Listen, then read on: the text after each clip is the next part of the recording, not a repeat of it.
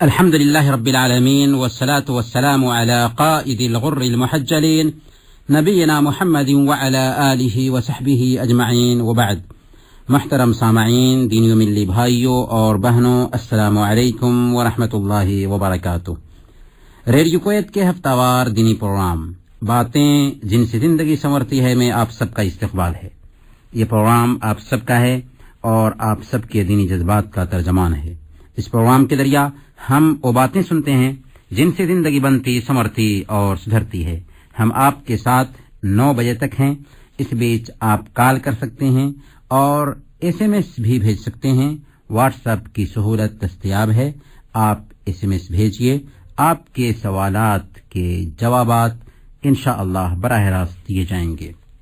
محترم بھائیوں اور بہنوں، آج ہم آپ کو اللہ کے نبی صلی اللہ علیہ وسلم کی ایک وصیت سنائیں گے، جو وصیت اللہ کے نبی صلی اللہ علیہ وسلم نے حضرت ابو ذر رضی اللہ تعالی عنہ کو کی تھی، حضرت معاذ بن جبل رضی اللہ تعالی عنہ کو کی تھی۔ یہ دونوں اس وصیت کو بیان کرتے ہیں۔ سنن ترمذی میں یہ وصیت آئی ہے۔ اللہ کے نبی صلی اللہ علیہ وسلم نے فرمایا تھا، اتق اللہ حیثما کنت، جہاں کہیں بھی رہو اللہ سے ڈرتے رہو۔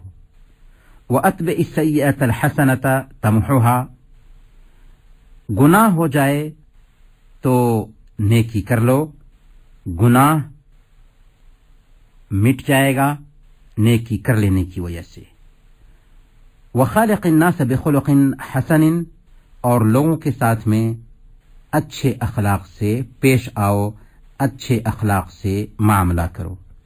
اس وصیت میں بنیادی طور پر 3 طرح کی باتیں عرض کی گئی ہیں۔ پہلے نمبر پر اللہ کے ساتھ معاملہ، دوسرے نمبر پر نفس کے ساتھ معاملہ، اور تیسرے نمبر پر انسانوں کے ساتھ معاملہ۔ اللہ کے ساتھ معاملہ کیسا ہو تو اسے اللہ کے نبی صلی اللہ علیہ وسلم نے اس جملے میں بیان کر دیا کہ جہاں کہیں بھی رہو اللہ سے ڈرتے رہو، تقوی اختیار کرو۔ تقوی کیا ہے؟ اللہ کا ڈر، اللہ کی نگرانی کا احساس۔ حضرت ابی بن کعب رضی اللہ تعالی عنہ نے تقوی کی تعریف کرتے ہوئے کہا تھا، آپ ایسے راستے سے گزریں جو کانٹے دار ہو۔ ظاہر سی بات ہے کہ اس راستے سے گزریں گے تو اپنے کپڑوں کو سمیٹ کر کے گزریں گے کہ ایسا نہ ہو کہ ہمارے کپڑے کانٹوں میں الجھ جائیں۔ بالکل ویسے ہی تقوی ہے کہ دنیا برائیوں سے الجھی ہوئی ہے۔ ایسے حالات میں آپ اس انداز میں دنیا میں زندگی گزار لیں کہ کہیں بھی برائی سے آپ کا دامن تر نہ ہو سکے، اصل میں تقوی ہے۔ اسی لیے حضرت علی رضی اللہ تعالی عنہ نے تقوی کی تعریف کرتے ہوئے کہا تھا کہ الخوف من الجلیل، اللہ کا ڈر، والعمل بالتنزیل، شریعت کے مطابق عمل، والقناعت بالقلیل، کم پر قناعت، والاستعداد لیوم الرحیل، اور آخرت کے دن کی تیاری۔ تو ایک انسان کے اندر اللہ کا ڈر آ جائے، شریعت کے مطابق عمل کرنے لگ جائے، اللہ نے جتنا بھی دیا ہے وہ اللہ کے فیصلے سے راضی ہو، کم بھی ہے تو اس پر قانع ہو جائے، اور اسی طرح سے کل قیامت کے دن کی تیاری کرنے لگ جائے۔ اس کے ذہن میں یہ بات ہمیشہ بیٹھی ہوئی ہے کہ ہم ایک دن مرنے والے ہیں، اور اس کی وہ تیاری کر رہا ہو، تو اصل میں اس کے اندر تقوی آ گیا۔ اور جب تقوی آتا ہے تو اللہ کی نگرانی کا احساس پیدا ہوتا ہے۔ چنانچہ وہ واقعہ بھی آپ نے سنا ہوگا کہ عمر فاروق رضی اللہ تعالی عنہ جس وقت امیر المؤمنین تھے، رات میں رعایا کی خبرگیری کے لیے ایک بستی سے گزر رہے تھے۔ ایک گھر سے آواز آئی، بیٹی اٹھو اور دودھ میں پانی ملا دو۔ بیٹی نے کہا کہ امی جان، آخر ہم دودھ میں کیسے پانی ملائیں جبکہ امیر المؤمنین نے دودھ میں پانی ملانے سے منع کیا ہے؟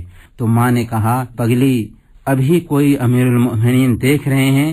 یہ سن کر بچی کہتی ہے کہ امی جان، اگر امیر المؤمنین نہیں دیکھ رہے ہیں تو اللہ تو دیکھ رہا ہے۔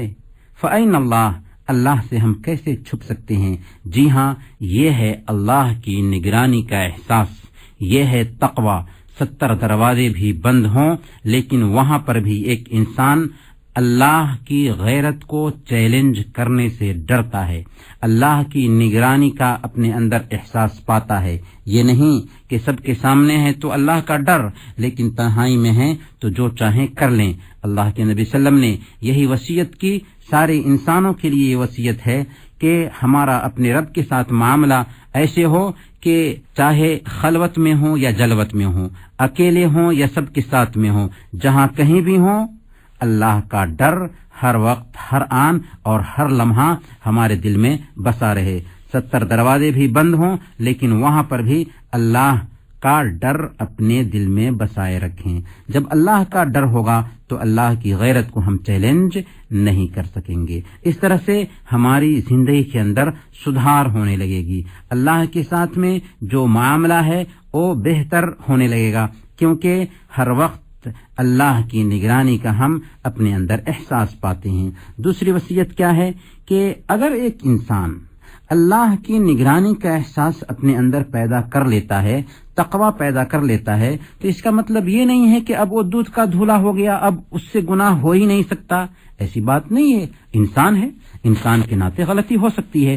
اسی لیے دوسری وصیت میں اللہ کے نبی صلی اللہ علیہ وسلم نے یہ فرمایا کہ نفس کے ساتھ معاملہ یہ ہے کہ نفس سے کوتاہی ہوتی ہے، کمی پیدا ہوتی ہے، گناہ ہوتا ہے، اس لیے گناہ ہو جائے تو فوراً نیکی کا کام کر لو۔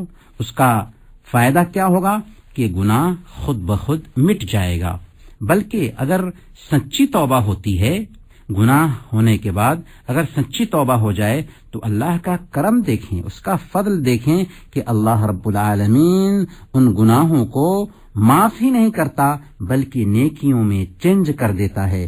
اللہ پاک نے سورہ الفرقان میں بیان فرمایا الا من تاب وآمن وعمل عملا صالحا فاولئک یبدل اللہ سیئاتہم حسنات، کہ جو لوگ ایمان لاتے ہیں، توبہ کرتے ہیں اور نیک عمل کرنے لگ جاتے ہیں تو یہ وہ لوگ ہیں کہ ان کے گناہوں کو اللہ رب العالمین نیکیوں میں بدل دیتا ہے۔ سبحان اللہ، ہمارا رب کتنا کریم ہے کہ ہم نے پہاڑوں جیسے گناہ کیے پھر توبہ کر لیا تو اللہ رب العالمین ان سارے گناہوں کو نیکیوں میں چینج کر دیتا ہے۔ تو نفس کے ساتھ معاملہ یہ ہے کہ اگر نفس کے بہکاوے میں ہم آ گئے اور گناہ ہو گیا تو پہلی فرصت میں ہمیں اللہ سے توبہ کرنی چاہیے اور اپنے گناہوں کی اللہ رب العالمین سے معافی مانگنی چاہیے۔ اس کا فائدہ یہ ہوگا کہ اللہ رب العالمین ہمارے گناہوں کو معاف فرما دے گا اور یہ نیکیاں